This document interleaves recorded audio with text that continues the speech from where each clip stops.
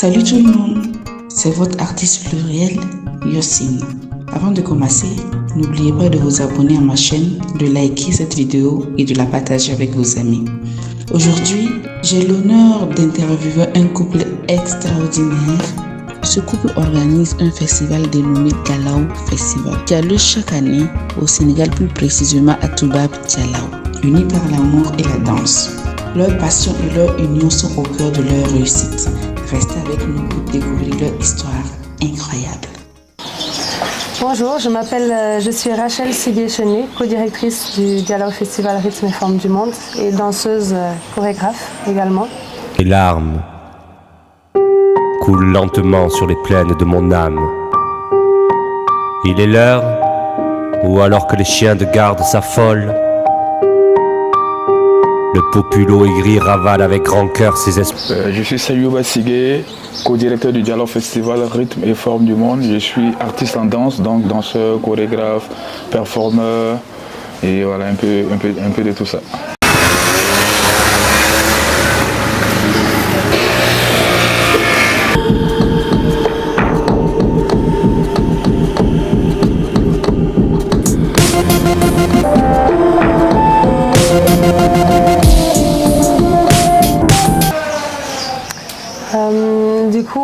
On s'est rencontrés lors de ce festival cette année. C'était une très belle rencontre. On est ravis de vous avoir rencontrés.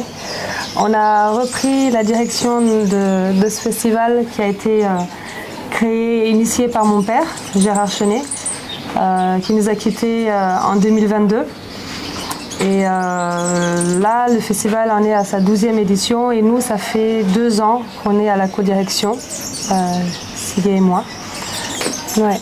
En 2014, je pense. On a créé un spectacle, un duo qui a été présenté lors du festival il y a quelques années. Qui n'était pas sous notre direction du coup à l'époque.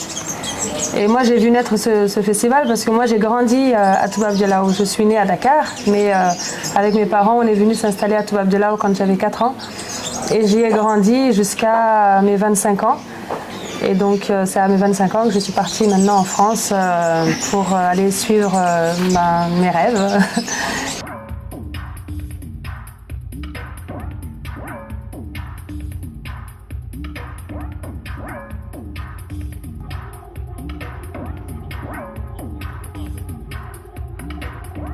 Essayer de tracer ma propre voie en tant que danseuse chorégraphe. Et c'est vrai que ce festival-là, ça nous tient à cœur parce que c'est un peu une continuité de tout ce que mon père a fait. J'étais très proche de mon père et je suis la cadette. Nous étions 5 frères et sœurs du côté de mon père et je suis la plus jeune, mais j'ai toujours été très très proche de lui et très admirative. Et voilà, pour nous, c'est une manière aussi de continuer son projet parce qu'au-delà du fait que ce soit mon père et que j'étais proche de lui, nous croyons en son projet et à son envie en fait de rendre accessible l'art à tous. On est à sa 12e édition, mais nous, en tant que directeur, c'est la 2e année. Déjà, l'ambition, quand on a décidé de prendre la direction du festival, on avait déjà des objectifs, des envies.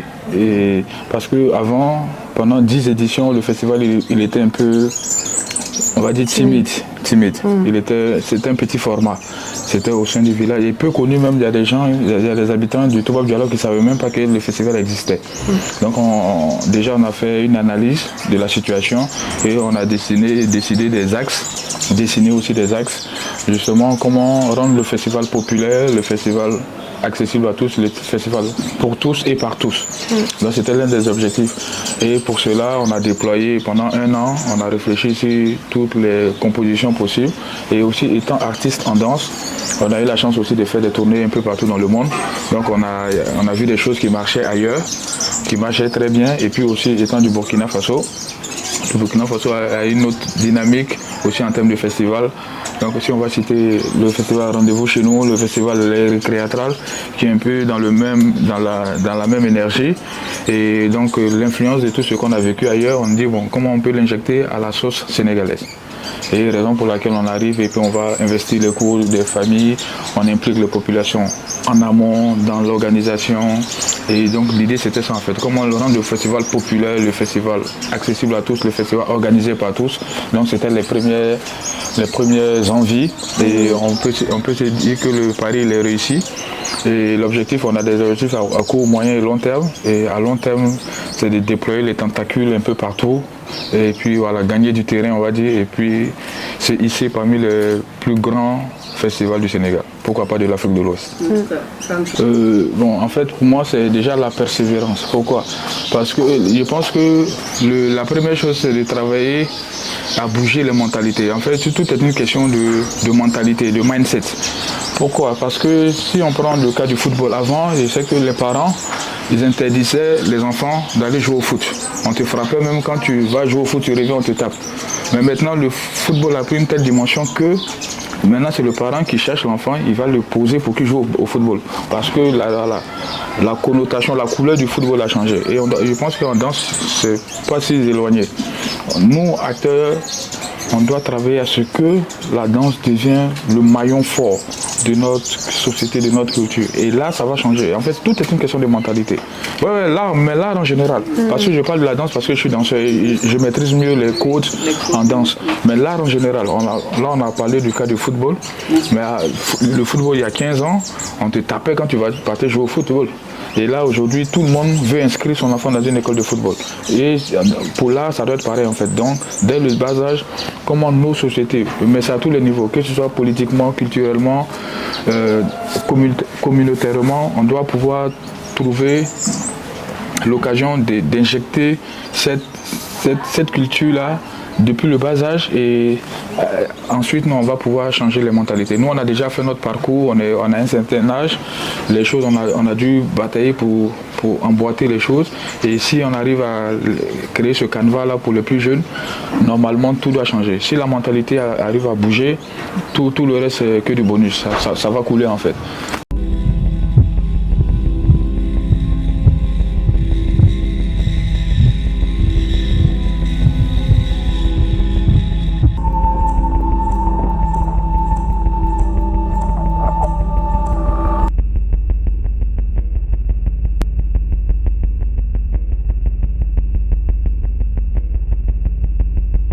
Donc l'art nourrit son homme, contrairement à ce qui dit l'art nourrit pas, parce que non, l'art nourrit son homme. Tu as la volonté, tu as des objectifs, tu te traces un plan, tu es à fond, tu y vas, l'art nourrit son homme. Moi ça fait 20 ans que je suis sur les planchers et en 20 ans j'ai pas eu d'autres métiers annexes pour, non, je vis que de l'art depuis 20 ans.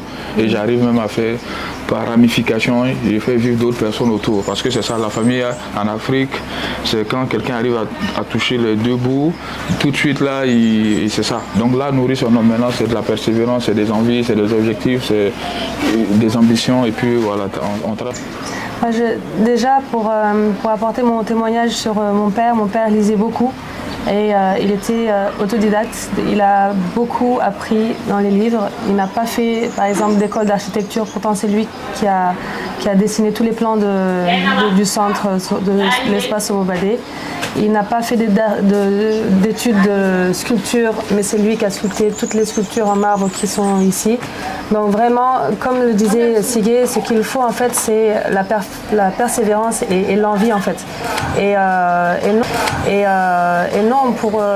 D'ailleurs, pourquoi le Dialaw Festival Rythme et Forme du Monde, c'est justement une manière aussi de montrer qu'en fait tout est lié. La peinture est liée à la danse est liée au théâtre est lié à la musique. Et l'un ne peut pas aller sans l'autre en fait. Parce que je suis danseuse, mais je ne peux pas danser sans musique. Et pour pouvoir danser avec la musique, même si je ne sais pas la faire, mais il faut que je la comprenne. Il faut que je comprenne quel lien je dois avoir en tant que danseuse avec la musique. Dans un spectacle de danse, je peux être amenée à dire du texte. Il ne faut pas juste dire du texte pour parler. Il faut comprendre le sens du mot.